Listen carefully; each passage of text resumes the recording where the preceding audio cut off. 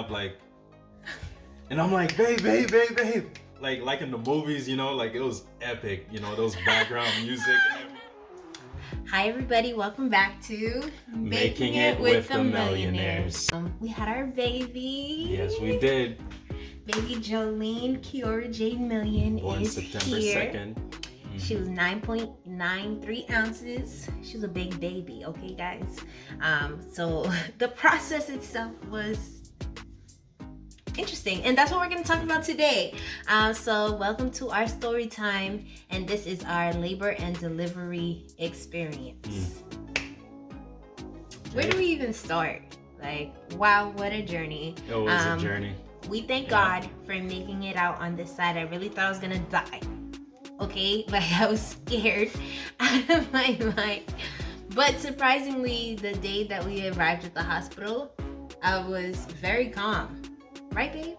Yeah, I was surprised. Yeah, like, because for 9 months, she's been freaking out. Like, she'll have her ups and downs, being happy, like, oh my gosh, I can't wait to have the baby. And then some days, all of a sudden, it's just like, oh my gosh, like, what if I die? I'm like, oh. Here we are, we made it on the other side. We humbly thank God so much for our beautiful bundle of joy that we have now. She's sleeping right now, so we have time to make this video, okay? Right. So, okay, so Tuesday morning. So this is Tuesday, So August 3 31st. 3 days before. August 31st, right. Yeah. Tuesday, August 31st, I went to the hospital for my normal, like, weekly checkup. And yeah, and then my doctor asked me, like, how would you feel about the idea of being induced? Because throughout the pregnancy, like, every time I would have an ultrasound, they were just like, this baby is really huge. And I was just like, okay, like, what do you mean? Like, they're just like, we're not sure what it could be. Like, most of the time when a baby is very large, as was Jolene, it's usually because the mother has diabetes. Gestational diabetes, which is diabetes that is caused, that comes up during pregnancy. And so at 28 weeks, they usually check you for it, and you drink this really sugary drink. Kool-Aid. No, it wasn't Kool-Aid. It tasted like, I don't know. I didn't mind the taste. I think it's Kool-Aid, but they don't tell them it's Kool-Aid. Whatever, like a placebo effect. Yeah. But anyways, I drank the really sugary drink, and they tested me, and I cleared out. I didn't have it.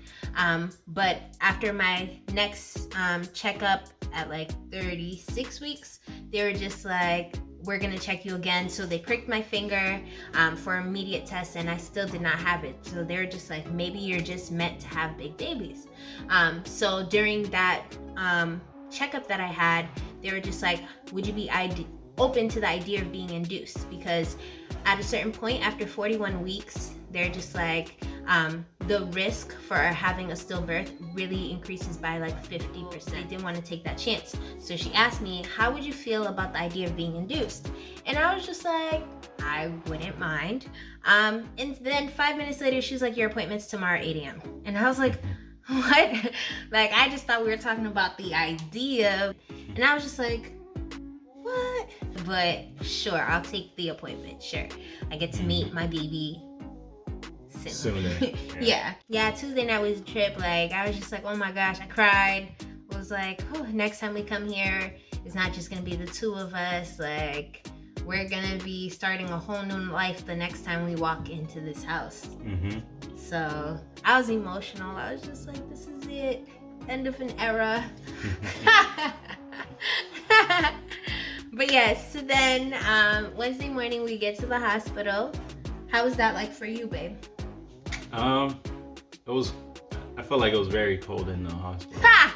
That's the first thing you remember? That's the first thing I remembered. Well, being inside. But on the way in, I was just like, I mean, I knew everything would go all right. So I don't know how I knew. I just trusted that everything would be all right. Like, we've come so far, and like, I feel like God's blessed us with so many things that this will be another blessing. Yeah, for sure. You're welcomed in by some like I got a side part. Sorry. We were welcomed in. You're so annoying. Stop smiling at yourself. We were welcomed in by some very nice nurses. And I was put in a bed and they had to check some things out. And it took a while. So for the first day, we just chilled, played cards, ate watched some TV. bad hospital food.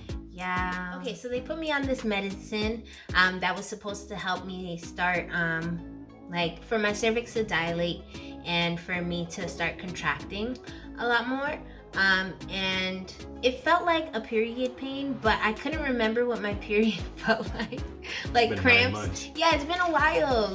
Thanksgiving was the last time, so I was just dang, I don't even remember, is this how much it would hurt or not? So that's what I felt at that time. But before that, all my contractions really felt like was my stomach hardening. And I'd be like, oh, I'm having a contraction. Which was what all my Braxton Hicks contractions felt like too. At certain points of my pregnancy, I'd be like, oh, booty belly, because my stomach would harden and it would be it would look like a butt. It'd be yeah.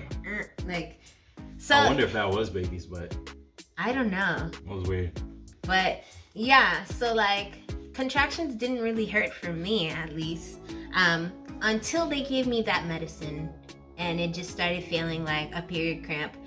And then midnight, 1 o'clock, these contractions were coming every minute and a half to 2 minutes, so frequent that it wasn't that I was in that much pain, but I was just this is annoying. It was painful enough that I couldn't sleep through it.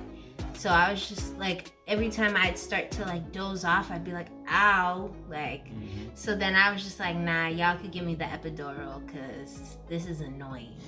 And I held out for a while before getting the epidural, because we got there at 8 in the morning. And the pain started kicking in around 4 in the afternoon, and I didn't take the epidural until 1:45. Was it 1:45? I don't know. Sometime in the morning. It was early, yeah. Yeah. It was pretty early. I'd say 1 to 2. Yeah, between 1:45 and I know it's 45 something. So 1:45 or 2:45, I got this epidural, and so then I was finally able to sleep. It was a nice little 4-hour nap.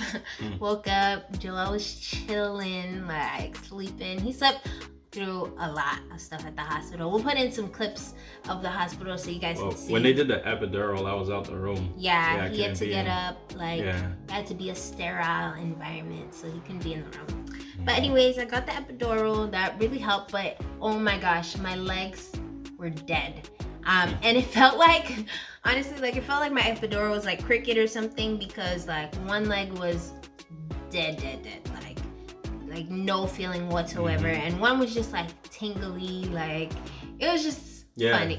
One of the people came to poke you to see if one side was truly dead or whatever. Yeah. I could not feel. You didn't feel anything. Yeah.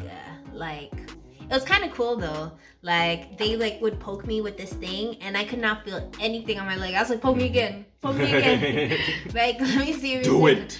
So she brought out a knife, and she was okay, babe. But it was really cool. I actually was very fascinated by how the epidural works, and how I could literally feel nothing from the waist down. But then it got annoying, when I wanted to get up and do stuff and I couldn't. After getting the epidural, I was very bedridden. You can't really move or do much. When I wanted to switch positions, I'd have to call in a nurse to be can you turn me to the left side? I'm sure they got annoyed. Can you turn me to the right side? They got annoyed every time. I'm pretty sure our room was calling the most. Okay, because also my blood pressure dropped significantly. Yeah. So every 15 minutes it would check your blood pressure, and when it was beep. Low, it would beep. So the nurses had to come in and turn it off. That's true. So the nurses saw a lot of me. Hi nurses, if you ever see this, thank you so much for all your help. Really appreciate it. Thursday night around 8:30 p.m. I was just I'm feeling a little pressure down there. I don't know if y'all want to take a look. And so they did, and they were oh yeah, we can see a full head of hair down there. And I was just ugh. oh, okay. And so then they're just like, all right, it's time to start pushing. So at 8:40 p.m., like, they're just like, okay, like, you're gonna hold your legs and you're gonna, like, you know, push. We're gonna tell you to hold it. When you have your contraction, that's when you're gonna push. And so then I was just like, all right. And so then I started pushing, and 40 minutes later, my baby girl is here. It didn't even feel like 40 minutes though. Like, it felt so quick. I feel like I lost all sense of time when pushing. Yeah, like, I feel like the adrenaline or whatever, like they say, kicks in. Like, I really did not feel like 40 minutes went by. Yeah, and because of baby size, you know, she had this thing called shoulder dystocia. So that's when her head gets out, but her shoulders stuck. They're wider. Shoulders are wider. Yeah, your shoulders are wider than your head. So the shoulders is usually the hardest part to, like, push out. And so she was stuck for about a minute and a half. Let me tell you guys, this minute and a half felt like 2 seconds. Because, like, you're like, shoulder dystocia. So much stuff happened, and then she was out, and then they were like, and then, like, I was just like, whoa, like. The part is where the baby came out. They just tossed the baby on her, and then they just freaked out, and then they took the baby back, and then everybody just huddled up around baby, and they're like, cut the umbilical cord. And mind you, they asked me earlier, do I want to cut the cord? I was like, yes. But because this was like an emergency case, yeah, they cut the cord, and I was just looking at them like from afar, like, but y'all said I could. I was like, what? Yeah. Yeah, it was a very quick time. Like, there's a lot of people in the room too. There's a lot of people. Yeah. Like, because you have a blood disease, so like they were trying to be prepared for a lot of unexpected things. There's a lot of people in the room for various reasons. Yeah. One being that I have a blood disease, and so they wanted to make sure that, like, I wasn't losing too much blood. And, like, yeah, there's just a lot going on at the time. And so they take baby away. Like, they bring her to the NICU, the newborn intensive care unit, just to make sure that with her shoulder dystocia that she would be okay and that she didn't suffer any nerve damage in her shoulders. And so then after, like, I can't even tell how much time passed by, like, at all. Like, I have no sense of timing whatsoever. But I remember, like, when they put her on me, like, and took her back, I feel like that was 3 seconds. Like, I feel like I'm not making that up. It really was. They just tossed her and then grabbed her. Yeah.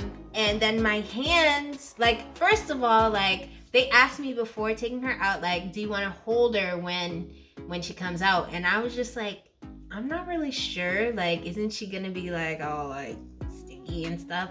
And then they're just like, yeah. And then they're like, you're gonna hold her. And I was just like, fine. So then they put her on me, and then they take her, and I'm just looking at my hands like, guys, I don't know what it is. I can't have my hands not clean. Like, when my hands aren't clean, like, I'm just like, ugh. And so then they took her away, and I'm just looking at my hands like, this is gross. Like, it was just sticky and slimy, and I was just like, so they took her away, and I was just like, can I, like, wash my hands? They were laughing. And yeah, like, everybody was just like, what's wrong with you? And I was just like, okay. So figured I was gonna have to, they're just like, yeah, we'll take care of that in a minute. So I'm just standing like this for a while. Look, she kept making them laugh, right?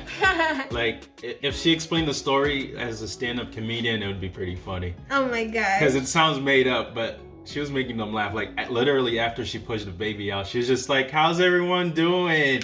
And they're like, what? You just pushed out a whole baby. We should be asking you.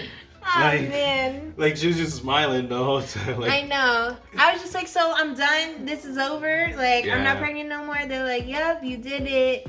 It was a great time. Yeah. I really loved the labor and delivery place over there. Like, they were all so kind. Like, great team. Also nice. Like, they made me laugh just as much as I made them laugh. Like, nah, you made them. They were dying. They're like, what's wrong with this girl? Yeah, it was a good time.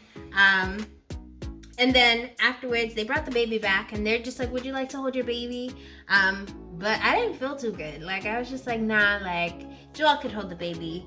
And so then while Joel's holding the baby, like, all of a sudden I just throw up. Like, I was just, like, it was gross. Like, I was just like, yo, it just happened. And then I was like, you see, good thing I told you to hold the baby, because, like, like, that wouldn't have been good. And then I was just like, all right, guys, like, can I go to the bathroom? Like, I just want to wash my hands. Like, they gave me a wipe, hand sanitizer. Like, I don't like that stuff. I like water with soap. Like, I like to and wash it off. That lather. Like, yes. You know what I mean? You know, like the... So, like, I was ready to go to the bathroom. So then they're just like, okay, let's go to the bathroom. My legs were still turned off because of the epidural. So the two nurses, like, held me, like, by my shoulders and helped me, like, limp to the bathroom. And so then they tried to have me pee, but nothing came out. And so then I was just like, all right, let's go. So then I washed my hands, and then they're like, all right, let's make our way back. And as I'm about to, like, make my way back, I was just like, guys, like, I feel a little, like, off. Like, I feel a little dizzy. Next thing I know, I wake up on the floor. Like, what? Like, I passed out, guys. Like, passed out cold.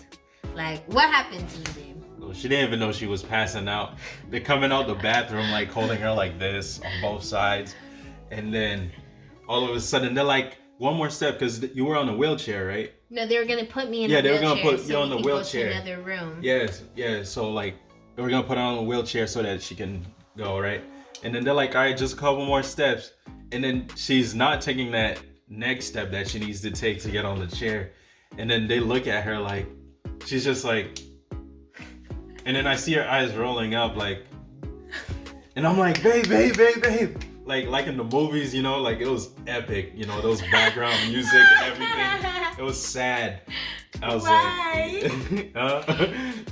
like, so apparently the nurses had no idea that I had passed out, because of course, me being me, had to pass out with my eyes open and smiling. So I pass out, and then, like, they're still trying to walk with me, but I'm, like, slowly falling. So so they went down with you. Yeah, like, they went down with me so that you wouldn't, like, just drop on the floor, because that would have been pretty bad. That would have been bad. Yeah. So here I am on the floor. I wake up, and it was really weird, because, like, all I heard was babe, and, like, it was as if I was home, and I was just, like, waking up, like, why is he calling me? Like, what's going on? And then I wake up, and there's all these faces all around me, and I'm just like, what just happened? One nurse wasn't even part of the team. She just came in to turn off the... Oh, yeah, was it the blood pressure thing? Yeah, the blood pressure thing was beeping, and she's wondering, why is no one getting it? So she comes in, and she sees this whole scene, like, people on the floor with Pierrelene and stuff. Like, she's just like, what the heck is happening here? Like, it was crazy. We should recreate that scene, but we're gonna put dramatic music in the background so my acting skills can shine. You know what I mean? Oh my gosh! You know, I'm like Michael B. Jordan. You know what I mean? Sure you are, babe. But so I passed out, and I woke up. It was a very serious theme. Joel thought he had lost me. He was so sad. And then I felt sad, because I was like, oh my gosh, I'm so sorry, everybody. Like, they're like, no need to apologize. And I was just like, I don't know what happened. Like, right, it's not your fault. I know. Oh, you should say sorry. Because I felt bad that I scared everybody. I guess, yeah. Yeah, like, I don't know. I felt bad, but I didn't do it on purpose. But yeah, woke up, and then it was time to be brought to the other room. So then I finally was able to hold my baby girl in my arms, and I saw her face, and I was just like, oh my gosh, like, I have a baby. And that's when it really sunk in. And I guess this is like an hour or so after she was actually born. But that was the moment that I was like, wow, like, we did this. Yeah. Whoop whoop. And yeah. So that was our labor and delivery story. If you guys have any questions, leave it in the comments below, and we'll be sure to answer. Because it's fun to talk about. I'll answer this. I did not faint. Oh yeah, Joel was actually I was watching. very strong. Like he was like, babe, I could see the head. Like you just gotta keep pushing. He was so encouraging, like the whole time. You did great, babe. Hey, if a guy doesn't faint during delivery, that's a terrifying person. Don't mess with him. Oh my gosh. I've seen some stuff. All right. Yeah. Whatever. All right, so thank you for watching. We hope you enjoyed this video. This is Making It with the Millionaires.